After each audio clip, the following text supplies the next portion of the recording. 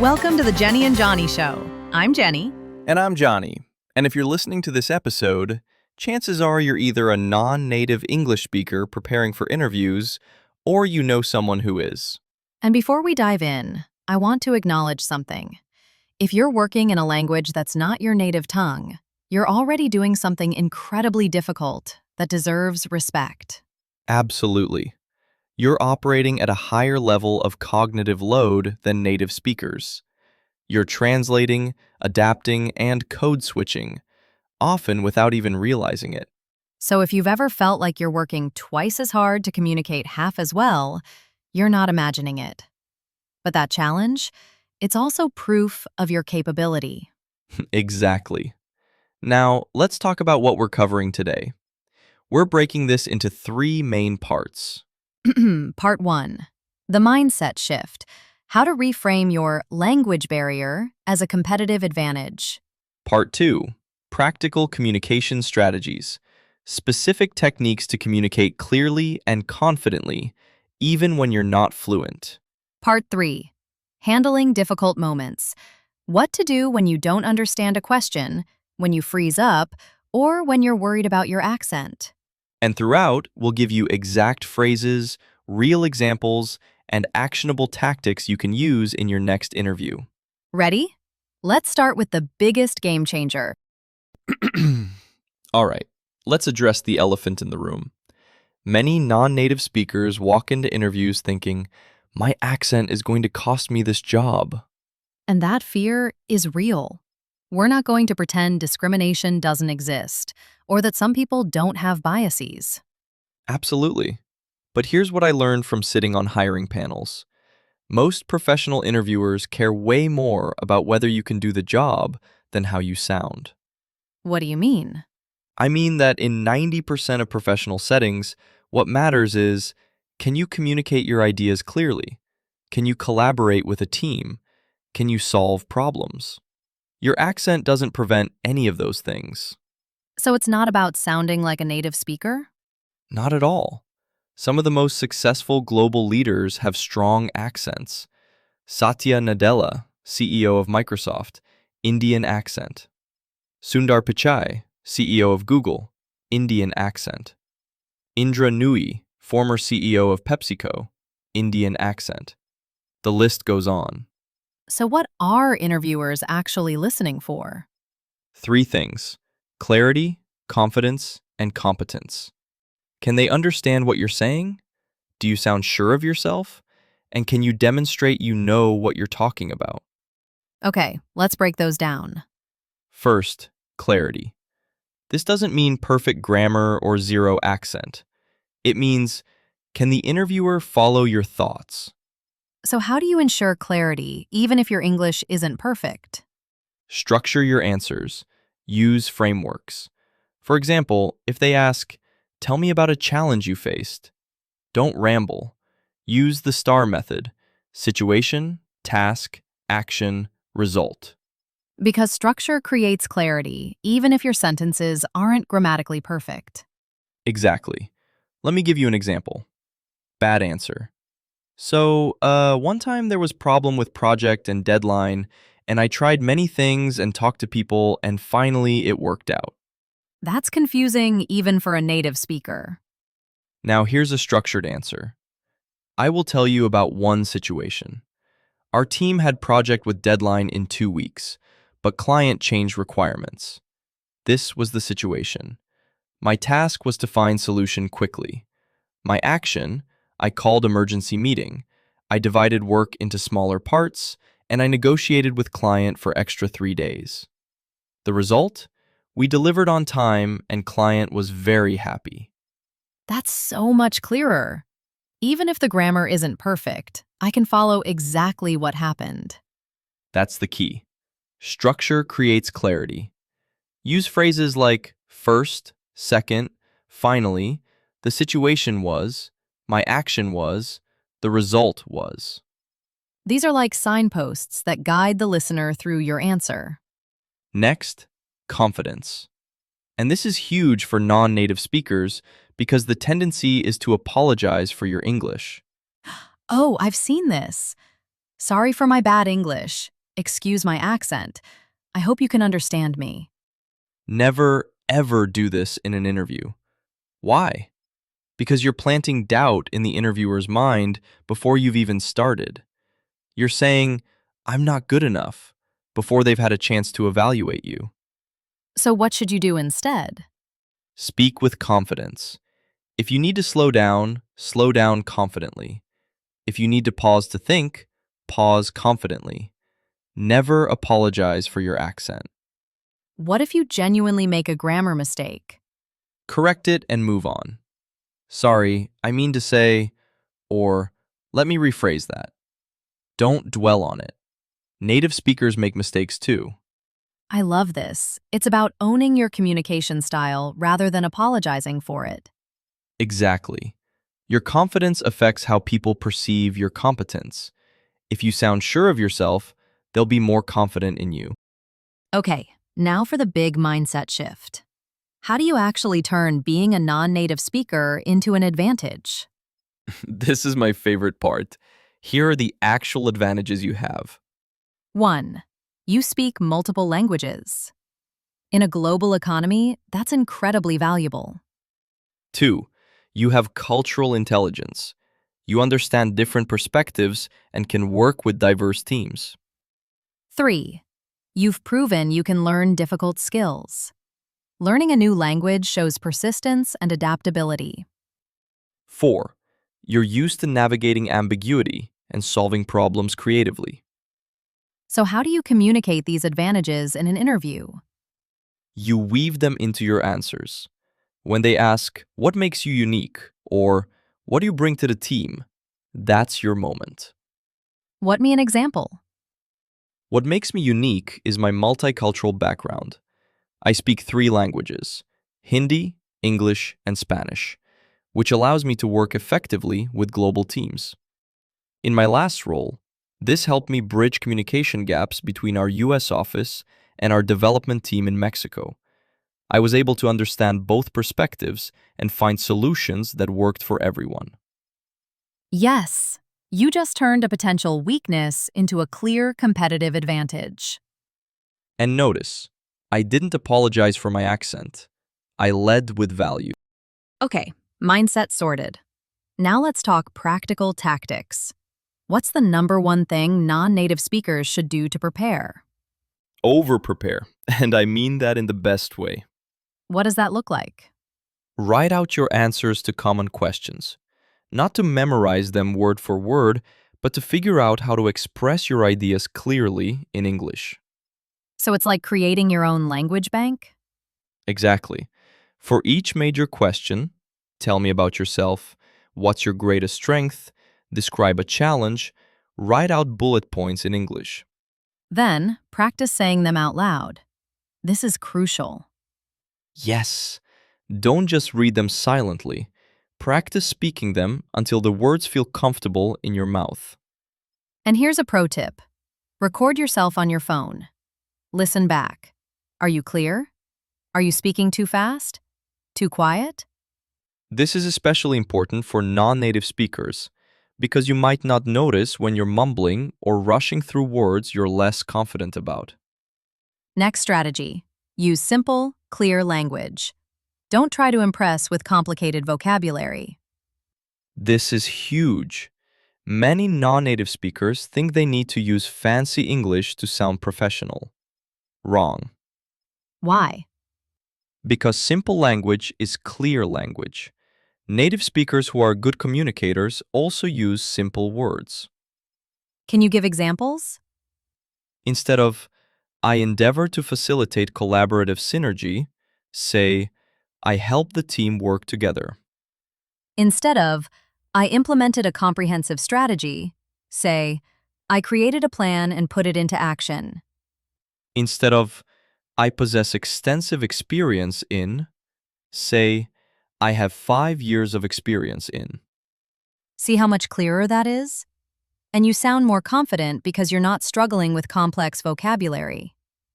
Plus, in business, clarity beats complexity every time. The best communicators use simple language.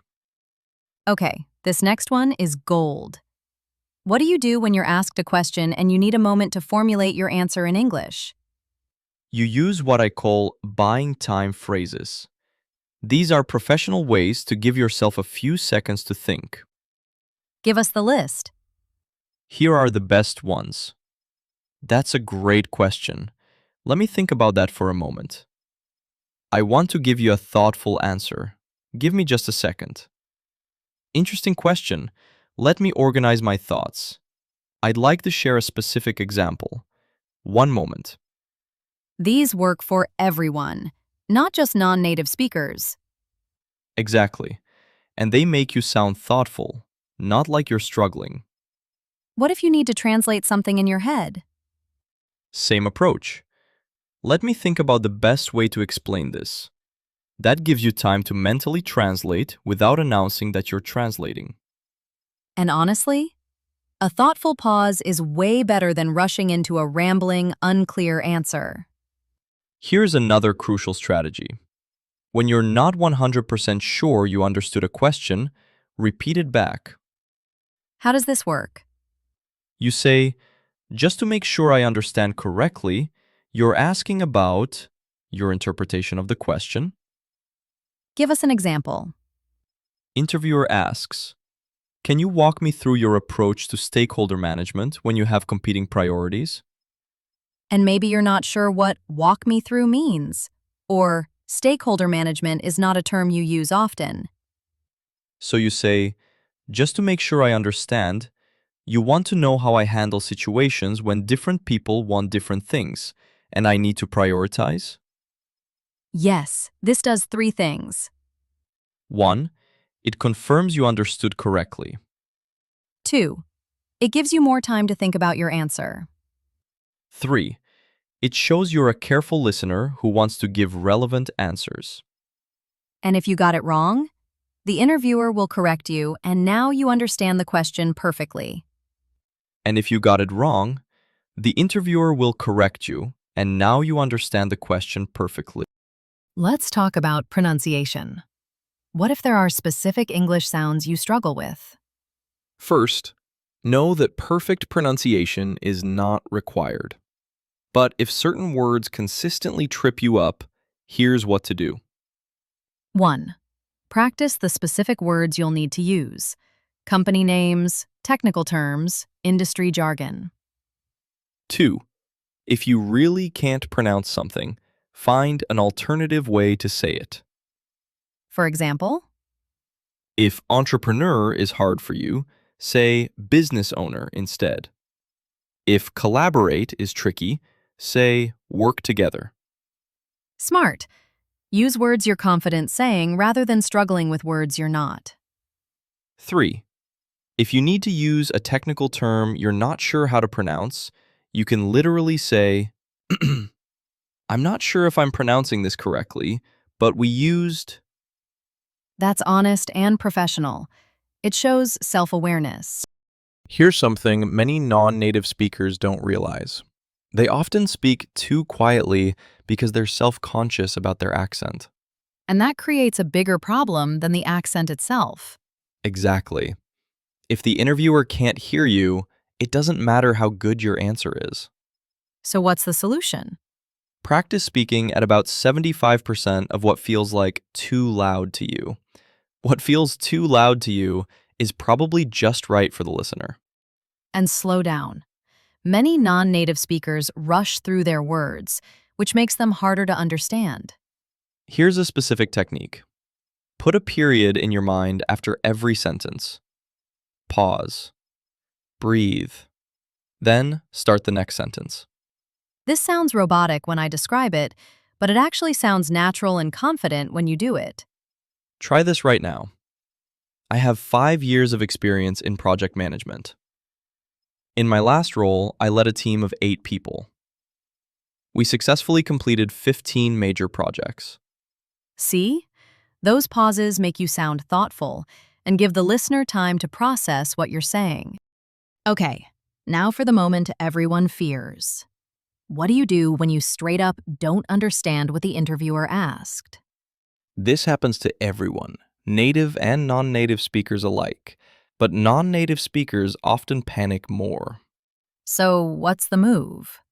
You ask for clarification, professionally. Give us the exact phrases. Here are the best ways to ask. I want to make sure I answer your question correctly. Could you rephrase that? I didn't quite catch that. Could you repeat the question? Could you give me an example of what you mean by? Just to clarify, are you asking about X or Y? And here's the key. Say this confidently. You're not apologizing. You're ensuring clear communication. Native English speakers ask for clarification all the time in interviews. It's totally normal.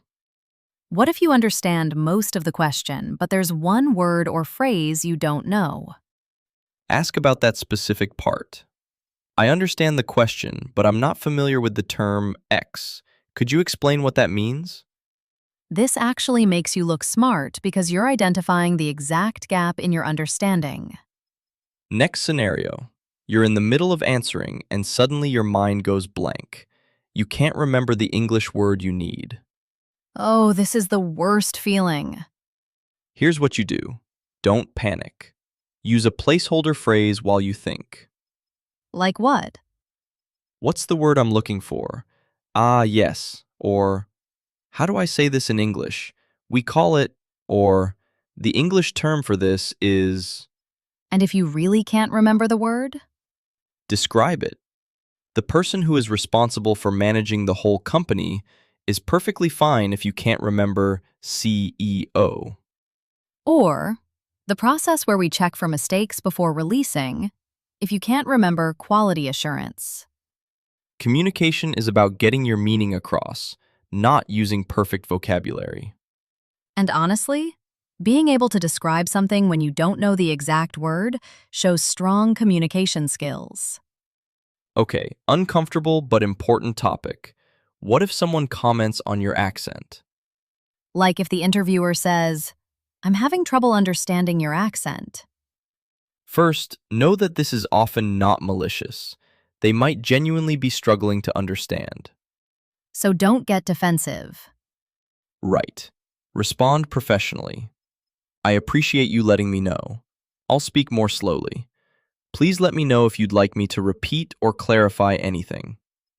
What if they say something that feels discriminatory, like, "Where are you from?" in a way that feels pointed? You can redirect. I'm originally from, but I'm based here now. Is there something specific about my background that's relevant to the role? That's diplomatic, but also redirects to what matters, your qualifications.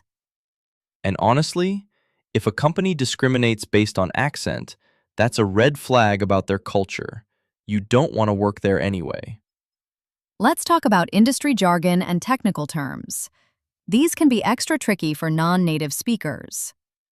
Yes, because you might know the concept, but not the English business term for it. So, what's the strategy? Before your interview, make a list of key technical terms in your industry. Look up the English words. Practice saying them. For example, if you're in software development, debugging, deployment, user interface, back-end, front-end. If you're in marketing, ROI, conversion rate, A/B testing, target audience, brand awareness. Practice these until they feel natural. And here's a pro tip. If you're not sure if a term is universal or just used in your country, you can say, "In my country we call this, but I believe in English you call it." This shows cultural awareness and willingness to adapt. Different interview formats have different challenges for non-native speakers. Let's break them down. Phone interviews first. These are hardest because you can't see facial expressions or lips moving. Strategy. Ask to do a video call instead if possible. Would it be possible to do this as a video call? I find it helps with communication. Most companies will say yes, and you haven't revealed why you prefer it. For video interviews, make sure you have good audio equipment. Bad audio makes accents harder to understand.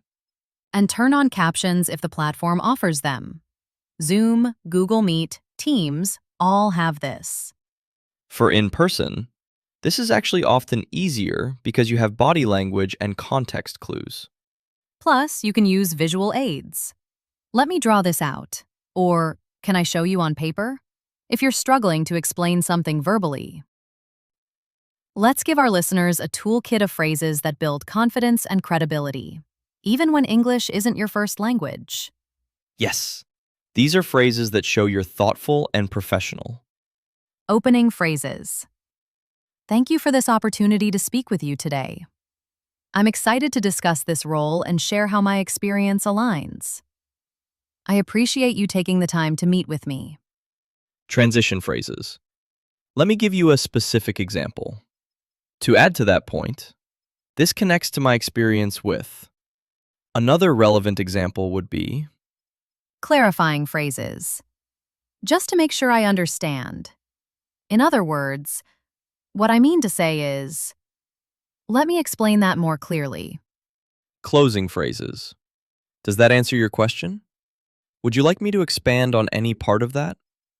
I'm happy to provide more details if helpful.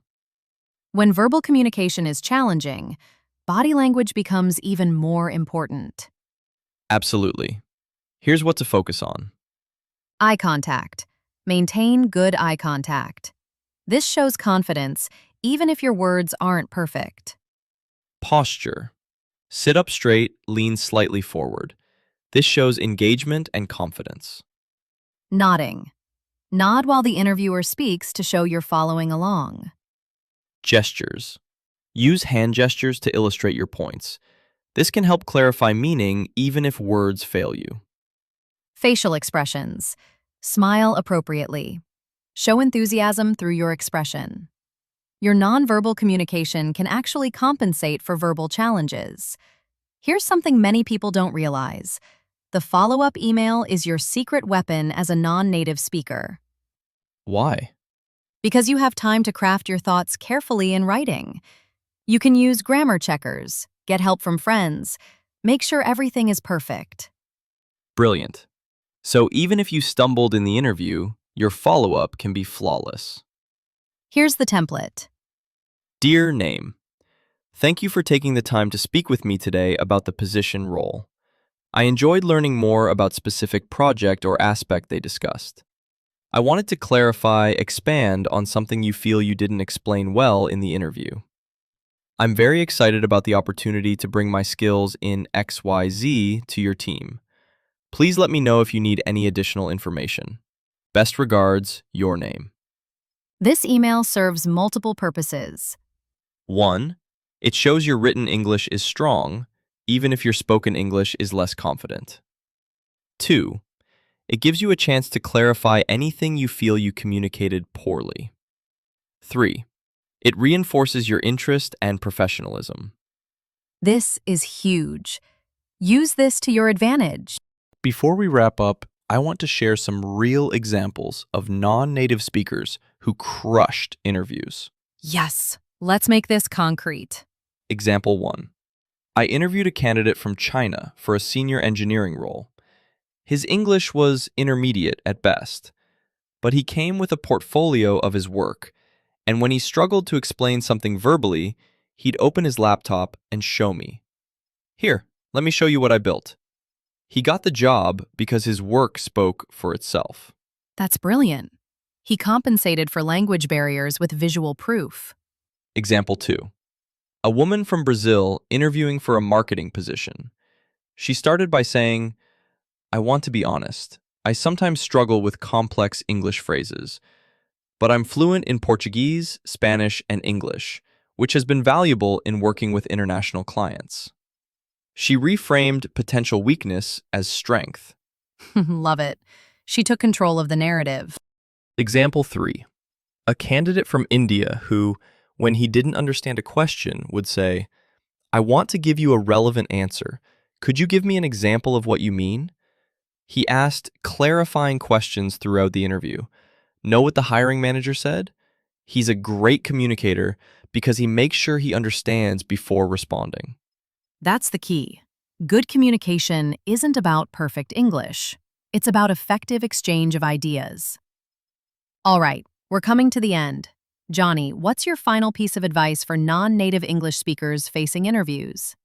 Your accent, your background, your multilingual skills, these are not obstacles to overcome.